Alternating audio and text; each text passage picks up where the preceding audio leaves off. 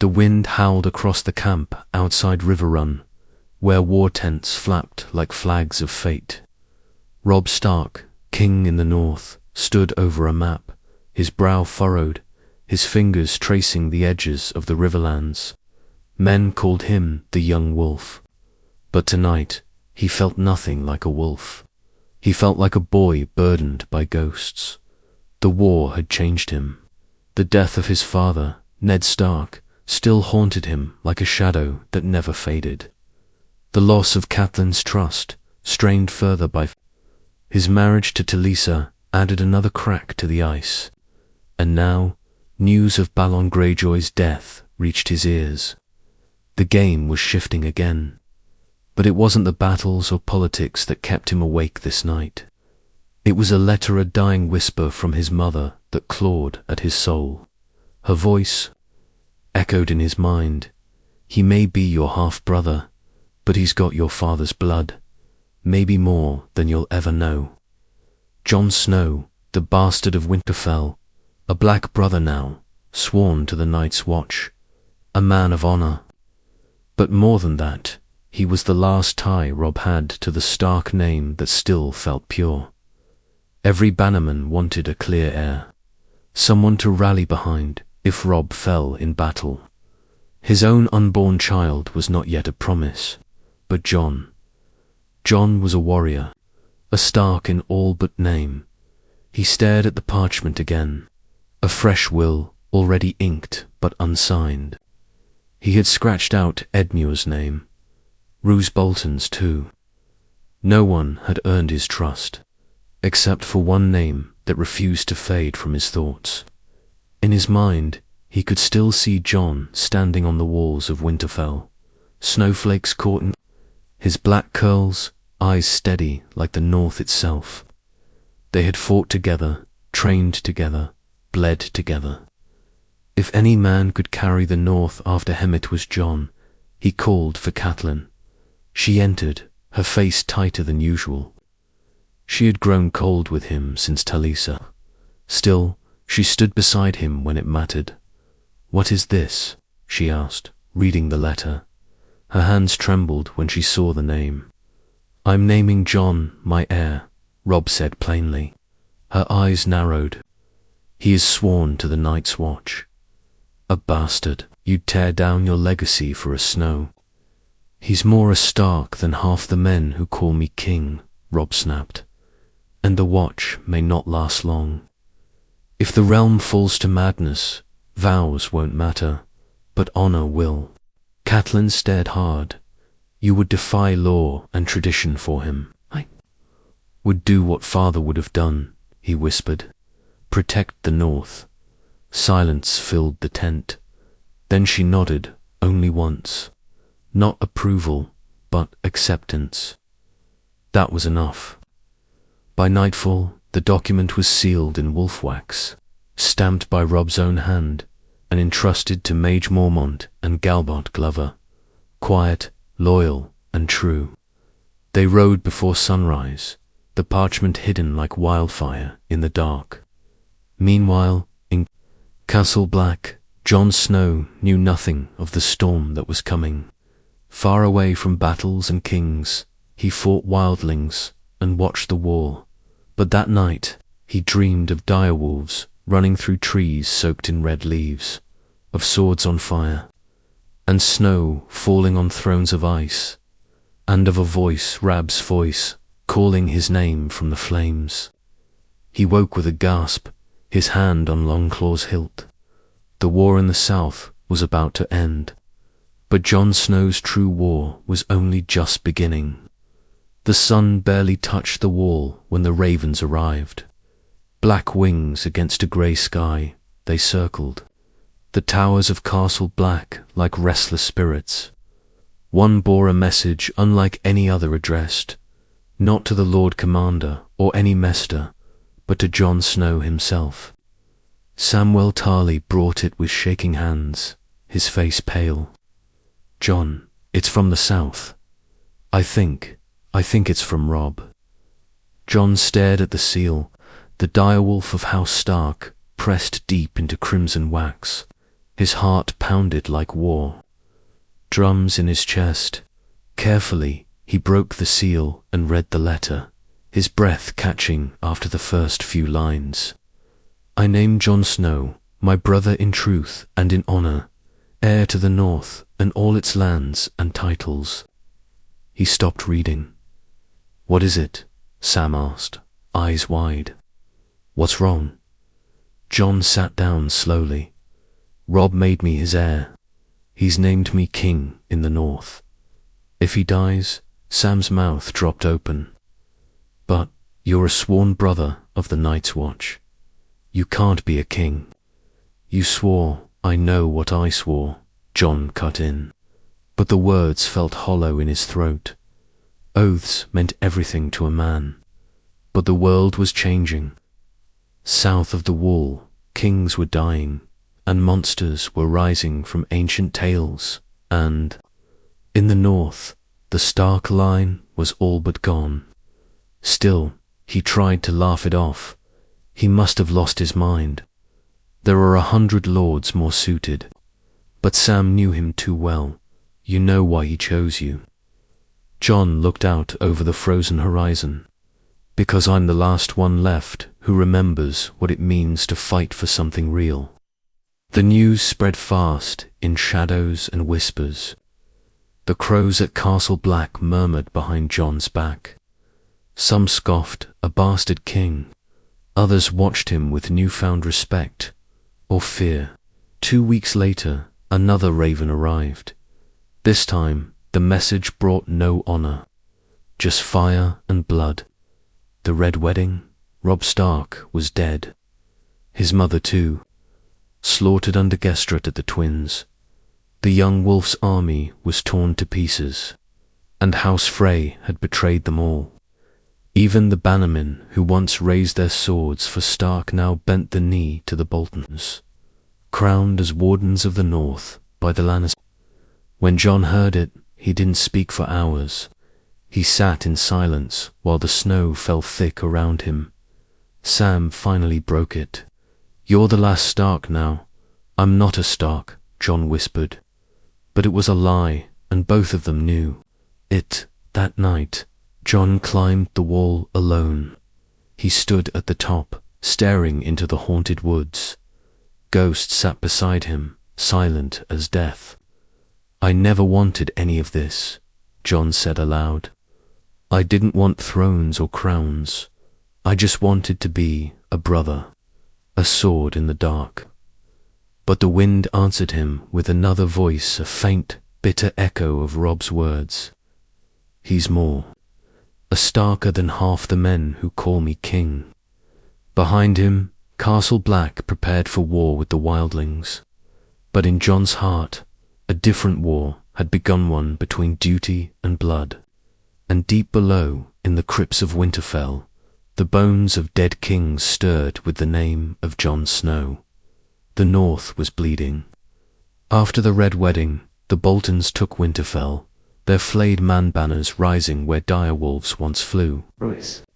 Bolton, cold and calculating, sat in Ned Stark's chair like he'd been born for it. Beside him, his bastard son, Ramsay Snow, grinned like a wolf with a fresh kill. But rumors had a way of slipping through even the thickest snow, and soon, from the Dreadfort to Deepwood Motte, whispers began to spread. Jon Snow lives. Robb Stark named him heir. Most dismissed it. A bastard, a brother of the Watch, with no army and no claim. Madness. Yet, some remembered the boy who grew up in Winterfell, the one who fought beside Robb, the one with Ned Stark's eyes. At the wall, Jon could feel the weight of those whispers long before they reached his ears. Letters poured in, each one more dangerous than the last. Some begged him to stay in the Watch, warning of doom beyond the wall. Others asked Ned, demanded he come south, claim Winterfell, avenge Robb. Lady Mage Mormont even wrote in her own hand, Bear Island remembers. We will stand behind a true Stark, even if his name is Snow. But Jon knew what that meant: treason. If he left the watch, he would be a deserter, no different than the wildlings he once hunted. He took the letters to Maester Aemon, hoping for clarity. The old Targaryen read them slowly, then handed them back, eyes clouded not just with age, but with understanding. "You are torn between oath and blood," Aemon said. "A choice I know too well." Jon looked down. "If I stay, I betray the North. If I go, I betray the Watch." Aemon placed a frail hand on Jon's. Sometimes a man must become a traitor to be true. That night, the North howled in his dreams. Wolves running, fire burning, and a throne made of swords wrapped in snow and blood. By morning, he made his decision. He stood before the brothers of the Night's Watch in the cold courtyard. "You all know what's happening beyond the wall," he said. "But something darker has happened in the south. My brother, Robb Stark, was murdered, my family's name erased, and now House Bolton wears our home like a stolen skin." He paused. "I was born a Snow, but I am still my father's son, and I cannot stand by while our house is torn apart." "You swore an oath," Seer Alliser Thorne shouted. "You break it now, and you dishonor every brother who bled for that wall." Jon's jaw tightened. "Then let it be on my head. I will not wear black while Winterfell burns." Some cursed him, others said nothing. But one brother stepped forward. "Dolorous, Et. You always did like trouble," Et muttered. "Guess I'm coming with you." Jon blinked. "You'll desert for me." E.T. gave a dry chuckle. "Who said anything about deserting? You're still my Lord Commander, even if you're about to do the stupidest thing in the realm." Within a week, Jon left Castle Black under cover of darkness, taking only Ghost, Et, and a handful of loyal men. The road to Winterfell was long, and every step was shadowed by death. But as he rode south, the snow began to fall harder, and behind him, far beyond the wall, something ancient was waking. Snow crunched under hooves as Jon rode through the woods of the north, the air thick with silence and frost. He was no longer a boy of the wall.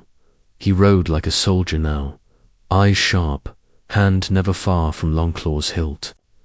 Ghost trotted beside him, red eyes gleaming through the trees like warning lanterns. They reached Bear Island first. The hall was stone and wood, cold as the sea winds that beat its shores. Lady Lyanna Mormont, barely 10 years old, sat on her carved seat, her face stern beyond her years.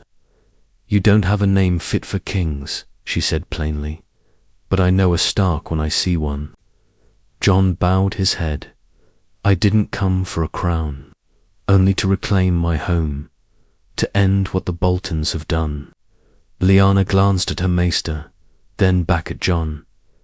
"Bear Island will not kneel to flayed men. We will fight with you, Snow or not." It was the first spark. Others followed. House Glover opened its gates after seeing the sealed letter with Robb's dying words. "We failed your brother," Lord Glover confessed. "We won't fail his heir." The Umbers, torn between fear and loyalty, gave Jon silence, but not resistance. That silence was worth more than swords, for now. Even the wildlings, now scattered and broken after Mance Rayder's fall, heard of Jon's return. Tormund Jonsbane met him in the cold foothills beyond Last Hearth, grinning like he'd found an old drinking partner. "I told the boys who'd be too stubborn to stay caged behind that wall," Tormund said, clapping him on the back. "Let's kill some Boltons." Word of Jon's march spread like wildfire. In Winterfell, Ramsay read the Raven Scroll with a crooked smile. "Jon Snow," he said, voice smooth as silk over razors. "A bastard comes to claim a crown." Delightful ruse. Ever the colder of the two frowned. This is dangerous. The North remembers the Starks. If they rally behind him, I'll flay the memory from their bones. Ramsay interrupted, licking his lips. "Let him come. I'll send him Ghost's head, wrapped in snow." Roose turned away. "Do not underestimate him. He may be a Snow, but he is Ned Stark's blood." Ramsay laughed. "So am I, in my own way." Back in the wild hills of the north, Jon's growing army gathered. Ranks of Mormont warriors, Glover soldiers, and wildling fighters stood under makeshift banners. Rough, hungry, scarred, men many barely more than boys.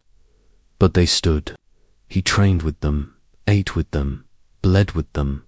When he spoke by firelight, his voice was steady but not royal. He didn't promise glory, only vengeance. "Justice, we take back Winterfell," he said to the camp, "not for crowns, not for thrones, but for the dead, for every family broken by treachery, for the Starks, for the North." They raised their swords, not in cheers, but in silence. A promise, not a celebration. Meanwhile, in a corner of the North, Sansa Stark heard the news from a traveling merchant. "Jon Snow marches for Winterfell. The North stirs again." She sat in a dark room, hands clenched tight. Her body carried Ramsay's bruises. Her soul carried worse, but hearing Jon's name sparked something she thought was gone. She rose that night and told Brienne, "We ride. I need to find him." Far behind them, a pale blue wind moved through the trees beyond the wall. The war for the North was about to begin, but something colder than any Bolton was coming, too. Winterfell loomed in the distance, half swallowed by snow and shadow. Once the heart of the North, it now stood as a fortress of horror, wrapped in Bolton banners and the stink of blood. Jon stood at a rise just beyond sight of the walls, staring at it in silence. He remembered it from boyhood, the courtyard where he and Robb sparred, the crypts where he lit candles for Lyanna, the halls echoing with laughter and cold truth. That place was gone, burned by Theon, defiled by the Boltons. But the stones still stood, and he would take them back. The army behind him waited, dragged but willing. Mormont archers, Glover infantry, wildlings led by Tormund. Not nearly enough. Ramsay had twice the numbers and far better position. And yet Jon had something Ramsay never would. The North, that night, as frost gathered on beards and armor, a horn sounded beyond the ridge. Brienne rode into camp under torchlight, her cloak dragging snow. Behind her, a hooded figure dismounted and pulled back the veil. Jon froze. Sansa. She looked older. Not in years, but in the way the world had carved sorrow into her. Bruises on her wrists, a tightness in her smile that didn't belong, but her eyes, those were still Stark. He crossed the snow in 3 strides and wrapped her in his arms. She clutched him like he was the last piece of home. "You're alive," he whispered. "So are you," she murmured. "I thought I was alone." That night, beside the fire, they spoke like children, again half laughter, half grief. She told him everything, Ramsay, the marriage, the pain. Jon listened, jaw clenched, knuckles white. "I'll kill him," he said coldly. "Myself." Sansa's voice was soft, but strong. "Let me watch." The next morning, they sent a raven. "To Ramsay Bolton, you hold Winterfell, but you hold it falsely. You betrayed the North, murdered the Starks, flayed your way into power. We come to end it. Come out and face me in battle, or I'll drag you from your gates myself. Jon Snow, true-born heir of Robb Stark, king in the north. Ramsay read the letter with amusement. He writes like a man. Shame, he's still just a bastard. Should we wait them out? Asked Lord Karstark beside him. No, Ramsay grinned. We show them Winterfell isn't taken, it's owned. A week later, the field outside Winterfell was soaked in snow and silence. Jon stood at the front lines, Ghost growling low by his side. Sansa sat behind the hilltop, watching, her face unreadable. The Bolton army spilled from the gates, clean and armored. Ramsay rode at the front with a twisted smile. He held something. In his hands a rolled-up hide, dripping red. When he unfurled it, the camp gasped. It was Rickon Stark's flayed skin. No, Jon roared, eyes wild. He surged forward, but Tormund held him back. Not now, not like this. Jon's body trembled, fists tight, rage like fire in his lungs. Ramsay laughed from across the field, shouting so all could hear. That was one Stark. How many more must die before you remember your place, Snow?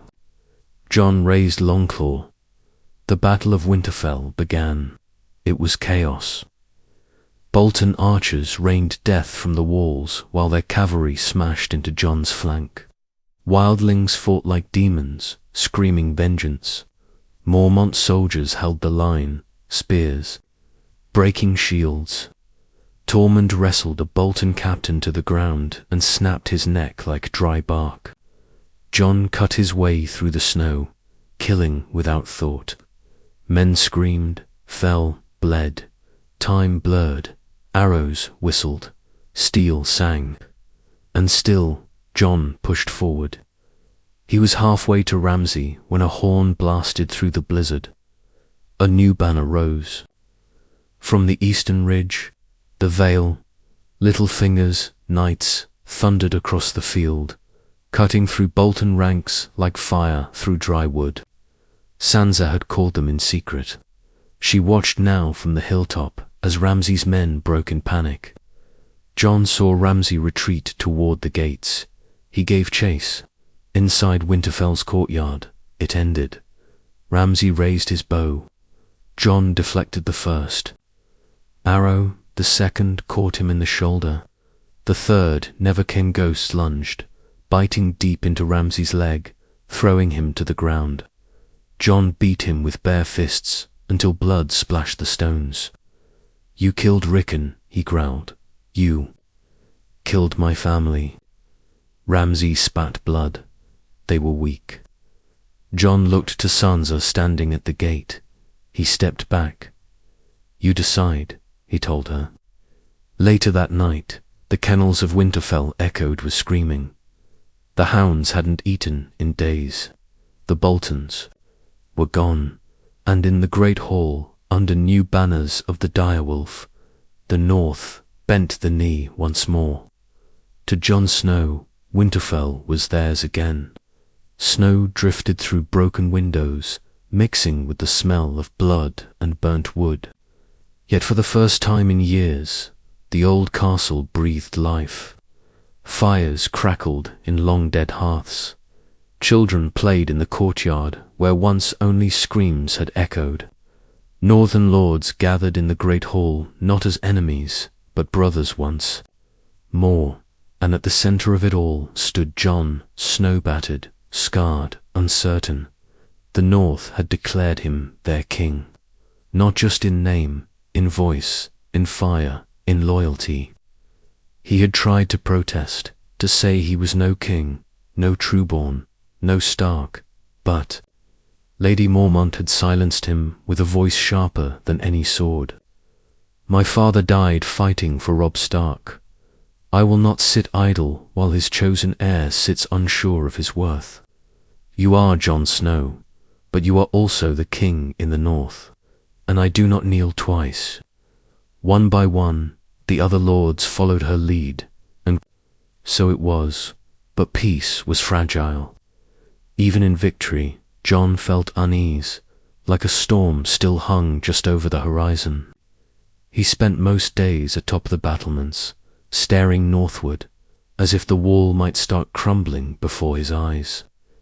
It was during one of these silences that Melisandre returned.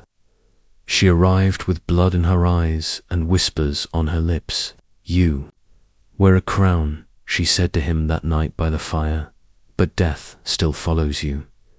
Jon didn't look at her. "What do you want?" She stepped closer, lowering her hood. "Not what I want. What the Lord of Light has shown me. The war is not over. You think Ramsay was the enemy.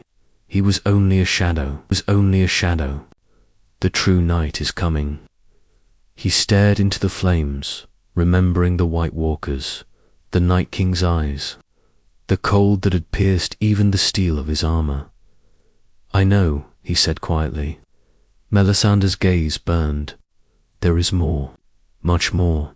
Your blood is not just Stark, it is Targaryen." Jon turned to her, then face hard. "What?" She nodded slowly. "You are the son of Rhaegar Targaryen and Lyanna Stark, conceived in love, born in war, hidden in shame." Jon's world tilted. He had never known his mother. Ned Stark had carried that secret to his grave.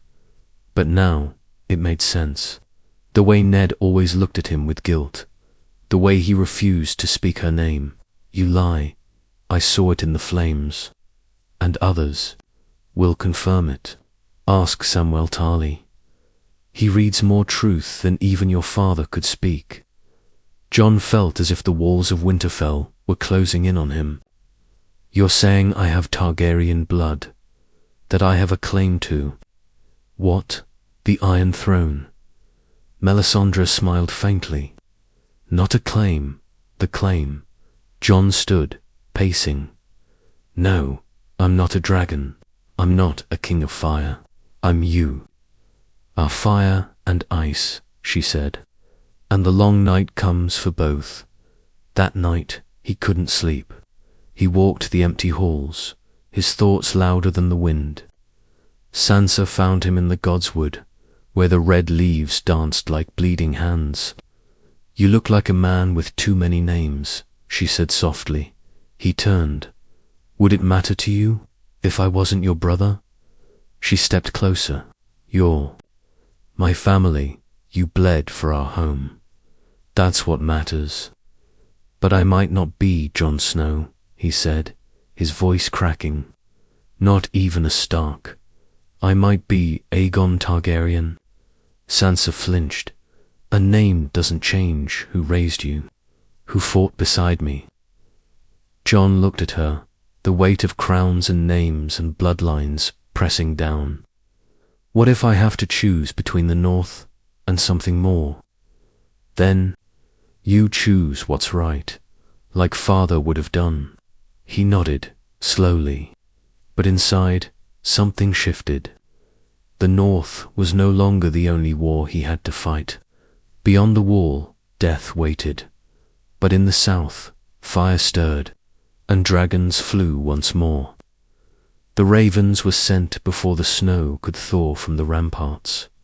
Messages to Dragonstone, to the Vale, even to the Wallif, it still stood. Jon's hands trembled slightly as he sealed each letter. War had made him strong, but this truth made him fragile. Rhaegar Targaryen's son, Aegon. Fire and ice. He didn't speak the name aloud. It still felt like a stranger's title sewn to his skin.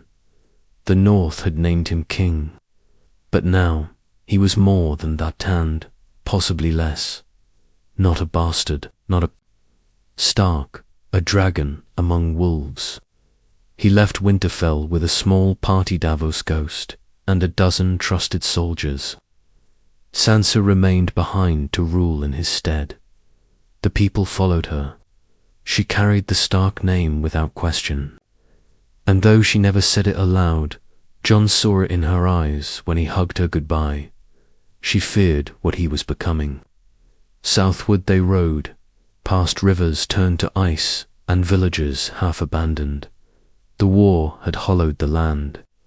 But when they reached the coast and boarded the ship Davos had secured, Jon saw something that stole his breath. Dragons, 2 of them. Vast winged shadows circling Dragonstone, black against the setting sun. And below them stood Daenerys Targaryen. Jon had heard tales. Her conquests across Slaver's Bay. The cities she burned. The freed slaves who called her Missa. The dragons, the fire. But standing before her now, she looked, almost human, eyes sharp, posture proud. But there was grief there too, a loneliness only rulers seem to carry. "You're shorter than I imagined," she said with a faint smirk. "You're taller than I expected," Jon replied, and her smirk grew. Introductions were cold but respectful. She demanded allegiance. He refused. "At first, I did not come to bend the knee," he said plainly. "I came because the real war isn't for thrones. It's for the living." He told her of the night. King, the army of the dead, the battle to come. Davos spoke of Jon dying at the wall and returning. Daenerys listened in silence. Then she spoke. "I was born amid fire and blood. I have known only war, and I've lost nearly everyone I love. But you speak of death like you've seen it, and that, I believe."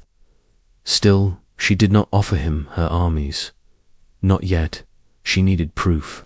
The days on Dragonstone passed with rising tension and something else, a strange pull between fire and ice.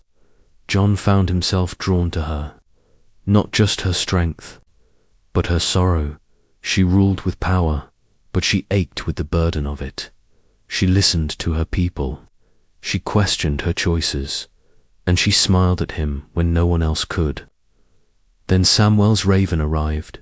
It came in the dark, scratching at the windows like a ghost. Jon read the parchment 3 times before he spoke. His heart pounded harder with each word. Sam had been digging through old records in the Citadel. Rhaegar's marriage to Ilya Martell had been annulled in secret. He had married Lyanna Stark in Dawn. Jon was not a bastard. He was Aegon Targaryen, rightful heir to the Iron Throne. Jon told Daenerys the truth. She was silent at first, her face pale, lips trembling slightly. "So, you have a stronger claim than I do," she said quietly. "I never wanted a throne," Jon said. "Only peace." But the room felt colder after that. The fire between them dimmed, choked by the shadow of a crown. That night, he stood at the cliffs of Dragonstone, staring at the waves crashing below. "I'm not who I thought I was," he whispered to Ghost, "and maybe I never was." Behind him, Daenerys watched from the darkness. She said nothing, just studied him, this man who had stolen her war, her people's loyalty, and something else she hadn't expected. But neither of them knew that far to the north the wall had cracked. The Night King had come through, and winter was no longer coming. It was here. The sky above Winterfell burned orange as torches lit the battlements. The dead were coming. Jon rode through the gates 3 days before the storm, his face harder, older, more weathered than the North had ever seen. Beside him flew the last hope of Fire Daenerys Targaryen, her dragons circling the snow-laden castle like restless gods. The reunion with Sansa was cold. "You brought her here," she said, not hiding her resentment. "You think the North will follow a Targaryen?" "She brought her armies," Jon replied, "and her dragons. The North won't follow her. They'll fight beside her or die." Arya emerged from the shadows not long after, quiet, curious, deadly. She hugged Jon tightly, fiercely, then studied Daenerys like a blade weighing an opponent. "She has pretty hair," Arya said dryly, "but I don't trust it." Jon didn't argue. Trust had become a rare currency. Everyone hoarded it. Number 1 gave it freely. That night, they met in the Great Hall. The Northern Lords, the Unsullied, the Dothraki, wildlings, Vale Knights, and children too young to understand what they were about to face. Gendry stood near Arya, Sam near Jon, Tyrion near Daenerys, and in the center, Bran Stark, the boy who no longer blinked like a boy, the three-eyed raven, watching time itself from behind those strange eyes. "They're closer than you think," Bran said, voice flat. "He's bringing the storm with him." Jon approached. "Can you see how many?" "All of them." There was no plan that felt solid, no strategy that seemed enough. But they had no choice. They dug trenches, lined the walls with dragon glass, and prayed to every god in every tongue. That night, Jon stood beside Daenerys on the walls. "If we die," he said, "I'm glad I came back. I'm glad I met you." She looked at him with fire in her eyes. "I don't want to be glad. I want to survive." But in the distance, the wind began to scream. The dead had come. The first wave hit like a flood of bones and frost. Screams rang across the courtyard. Arrows lit with fire shot through the air. Dragons roared, diving from the clouds like thunder made flesh. Jon fought like a man with nothing left to lose. Longclaw sang, black blood staining the snow. He saw E.T. fall. Then a giant smash through the gates. Then Arya leaping from shadows, blade flashing. Then Ghost limping, bloodied but still fighting. Above it all, he saw the Night King, cold, riding Viserion, the undead dragon, his eyes twin lanterns of death. Jon ran, not away but toward him. Daenerys tried to follow. She and dragon burst through the blizzard, flame lighting up the night. She met her brother's killer mid-air, dragon against dragon, fire against ice. The sky cracked. Jon made it to the Godswood, where Bran sat waiting. The Night King landed. Their eyes met. Jon stepped forward, sword raised. The Night King lifted. A single hand and the dead began to rise again. But this time, Arya was already behind him. She leaped. He caught her by the throat. Then she dropped the blade to her other hand, then drove Valyrian steel into his heart. The Night King shattered. Like glass, the undead froze in place. And then they fell. The battle was over, but the cost had no measure. Half the north lay buried in the snow. Jorah was gone. Theon too. So many faces now part of the cold. In the morning, they burned the dead. Daenerys wept silently for Jorah. Sansa placed a pin on Theon's chest. Jon stared into the fire. He had saved the world, but the world did not feel saved. A week later, the question of the throne returned. Some lords whispered Jon's name with reverence. Others looked to Daenerys with fear.